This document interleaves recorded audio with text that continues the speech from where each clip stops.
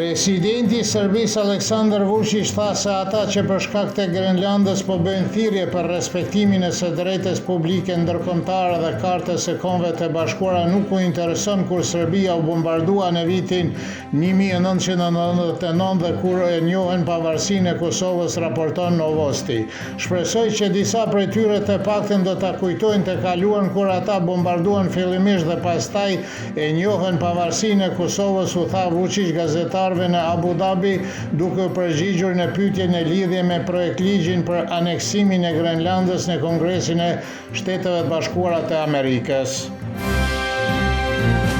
Historiani Stefan Radojković deklaroi se nëse Vjosa Osmani rizgjidhet presidente e Kosovës, serbët në Kosovë dinë se ajo nuk do të jetë presidente të gjithë qytetarëve dhe se nuk duhet të presin asnjë ndihmë në këtë drejtim. Gazetari Lazar Stević thotë se Vjosa Osmani ka arsye të besojë se vetëvendosja do ta propozojë atë përsëri, por ai nuk beson se propozimin do të marrë shumicën e kërkuar prej 2/3. Nëse ajo do të merrte një mandat të dytë, Stević thotë se qëndrimi i saj ndaj serbëve në Kosovë do të mbetet i njëjtë pa asnjë kontakt.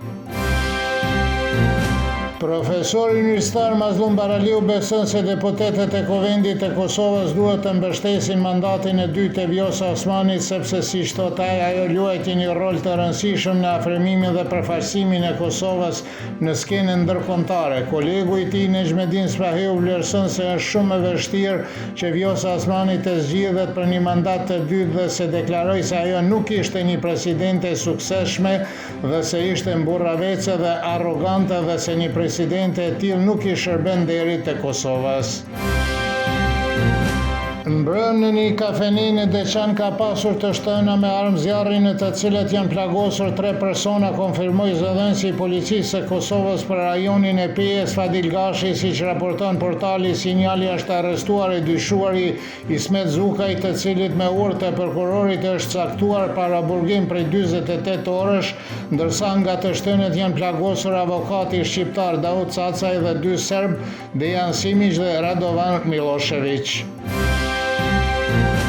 Në gjykatën e Prishtinë pa praninë e Mediva mbajt seanca e parë dëgjimore kundër ministrës së infrastrukturës së Kosovës në mandatin teknik Rozeta Hajdari dhe 3 të pandehurët e tjerë në lidhje me rastin e rezervave me mallrave. Seanca e parë dëgjimore ishte caktuar për 10 dhjetor, por u shtyr për shkak se Rozeta Hajdari nuk u paraqit në gjykatë. Me 11 nëntor të vitit e kaluar, Prokuroria Speciale ngriti akt akuzë kundër saj, Irfan Lipovicës dhe Hafiz Garës dhe Ridvan Muharremit për keqpërdorimin e detyre zyrtare me të cilët kanë përfituar përfitime materiale dhe për vete dhe personat e tjerë dhe kanë shkaktuar dëm në buxhetin e Kosovës për gati 3 milion eurosh.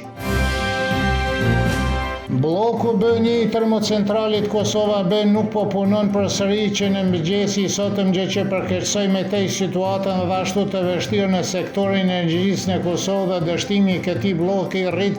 varësinë e Kosovës nga importi i energjisë elektrike dhe vën në pikpyetje stabilitetin e furnizimit. Siç deklaroi Janina Imeri, e cila është eksperte e energjisë, vetëm nga 1 deri në 8 janar janë regjistruar 2 ndërprerje të bllokut të prodhimit dhe në disa raste 0 prodhim është regjistruar pikërisht në bllokun B1. Kisha ortodokse serbe dhe besimtarët e saj festojnë fillimin e vitit të ri 2026 sonte në mesnatë dhe në pritje po organizohet në të gjithë Serbinë dhe rajonin viti i ri ortodoks. Tradicionalisht mirëpritet në krejt komunitetin serb. Në Kosovë, siç është njoftuar nga komuna Graçanica, qytetarët do të presin vitin e ri në natyrë me një koncert nga këngëtari Milan Dinčić Dinqa dhe shërbesën tradicionale me një dëm në hell dhe të nxehtë dhe të nxehtë raki dhe fishek zjarre do të ndizen në mesnatë. Rruga e zemrës së hapur tradicionale u mbajt në shëtitore në qendër të Mitrovicës së Veriut, ku në prag të vitit të ri ortodoks organizohet një sër aktivitetesh të dedikuar kryesisht për më të vegjëlit. Përformuan shoqëria kulturore dhe artistike kosovski bozhurime të vegjëlit nga Qerë dhe Danica, Jaramaz dhe nxënësit e shkollave fillore Branko Radičević dhe Sveti Sava në shetitoren u vendosën stenda me produkte të ndryshme dhe nxënësit e shkollës Sveti Sava organizuan edhe mbledhjen e parave për qëllime humanitare. Moti nesër do të jetë mesatarisht i vranë dhe me ngrohtë me periudha me diell në rajonet perëndimore dhe qendrore të Serbisë do të jetë me diell me erë të lehtë jugperëndimore, temperatura mëngjesit do të sillen nga -4 deri në 2, kurse ajo maksimale ditore nga 4 deri në 10 gradë Celsius.